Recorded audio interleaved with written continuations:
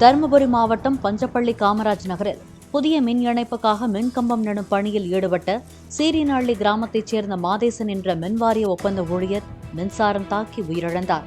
மின்கம்பத்தை குழிக்குள் தூக்கி நிறுத்த மாதேசன் முயற்சித்த போது மேலே சென்ற உயரழுத்த மின்கம்பியில் கம்பம் உரசி அதை பிடித்திருந்த மாதேசனை மின்சாரம் தாக்கியதாக போலீஸ் விசாரணையில் தெரியவந்துள்ளது. கம்பம் நடும் பணியின் போது மின் விநியோகத்தை நிறுத்தாமல் அலட்சியமாக செயல்பட்டதாக வயர்மேன் பெரியசாமியை மின்வாரியம் சஸ்பெண்ட் செய்துள்ளது. அவர் 11 வருஷமா 12 வருஷமா வேலை கான்ட்ராக்டர் மூலமா வேலைக்கு போறாங்க. வேலைக்கு தான் போயிட்டு வந்தாங்க. திடீர்னு யாருக்கு ஃபோன் பண்ணாங்க, வேலைக்கு வர சொல்லி ஃபோன் பண்ணாங்க. போயிட்டு போனமா தாங்க சார் வீட்டுக்கே வந்தாங்க. எங்களால் என்ன பண்ண முடியலைங்க சார். இந்த பச்சை பிள்ளைங்கள வச்சு என்னால் என்ன பண்ணுறதுன்னே தெரியல. எனக்கு ஒரு வழி காட்டி விடுங்க. ஆமாம், என் பிஞ்சு குழந்தைங்கள வச்சுன்னு நான் காலமெல்லாம் எப்படி வேலை செய்கிறேன்னே தெரியல.